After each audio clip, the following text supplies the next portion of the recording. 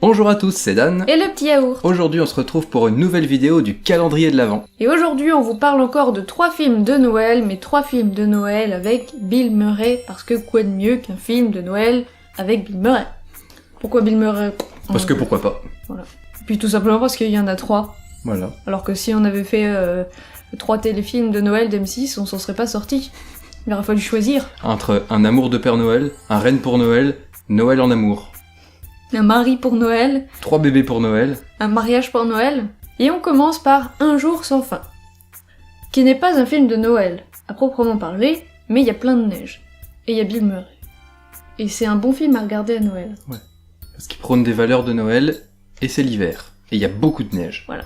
C'est un film américain sorti en 1993 et réalisé par Harold Ramis. C'est l'histoire de Phil, interprété par Bill Murray, donc un présentateur télé qui va partir dans un petit village avec son équipe faire un reportage sur le jour de la marmotte. Phil, c'est un personnage assez prétentieux et antipathique qui n'a pas du tout envie d'aller faire ce reportage sur le jour de la marmotte. Et pas de chance, avant de quitter le village, une tempête de neige va se déclarer, ce qui va les obliger à rester un jour de plus. Sauf que cette journée, c'est la même que la veille, et elle va se répéter en boucle.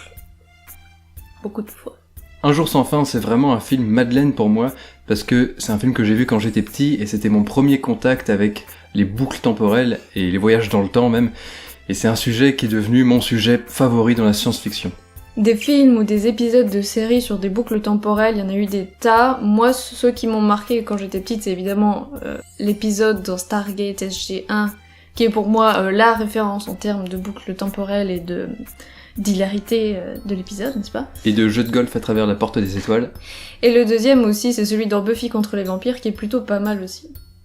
Au final, on a une comédie très sympa qui exploite bien son concept, et qui en plus en profite pour délivrer un petit message bien sympathique qui marche bien pour Noël. On passe à Fantôme en fait, ou Scrooged en anglais. C'est un film américain sorti en 1988 et réalisé par Richard Donner. On va suivre le personnage de Frank, interprété par Bill Murray, qui est là le patron d'une chaîne de télé, décidément, Un thème commun. qui décide d'adapter un chant de Noël de Charles Dickens en version télé provoque.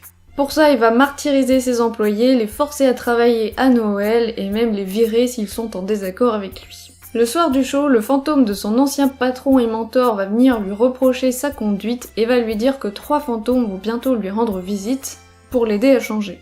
Vous l'aurez compris, le film est une réécriture moderne d'un chant de Noël de Charles Dickens. Du coup, on est clairement dans un film des années 80, que ce soit au niveau de l'ambiance ou de l'humour. On suit le schéma assez classique d'un chant de Noël où on va suivre la rédemption d'un personnage. C'est pas super original, mais ça fonctionne bien quand même. Et en plus, la musique est signée Danny Elfman.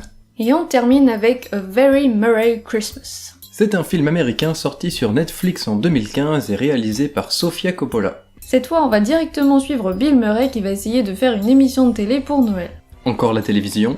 Sauf qu'une tempête de neige va empêcher tous ses invités de venir sur le lieu de tournage. Mais heureusement, c'est un film de Noël, il va pas rester seul très longtemps. C'est un petit film de moins d'1 heure et qui capitalise surtout sur son gros casting d'invités qui viennent chanter des chansons de Noël. On va de George Clooney à Miley Cyrus en passant de Chris Rock à Michael Cera.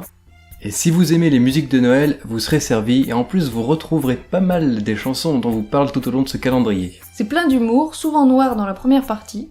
Il y a beaucoup d'ironie et des références aux 2 films dont on vient de vous parler. Et il y a pas mal d'absurdes dans sa deuxième partie, petite mention à George Clooney. C'est un film qui est pas très bien noté sur internet, que les gens ont pas trop aimé, mais moi je le trouvais plutôt sympa. Après ça dure vraiment pas longtemps et si on n'aime pas les musiques de Noël ça sert à rien de le regarder, mais nous on aime bien ça, vous aurez compris. Un bon petit film pas prétentieux. Voilà, c'est tout pour cette vidéo, j'espère qu'on vous aura donné envie de regarder des films avec Bill Murray pour Noël. Si vous en connaissez d'autres, n'hésitez pas à nous les mettre en commentaire, parce que bon, ça me semble assez précis comme thème. En attendant, on vous fait des gros bisous et on vous dit à demain pour la prochaine vidéo du calendrier de l'Avent. Bonjour à tous, c'est le petit yaourt.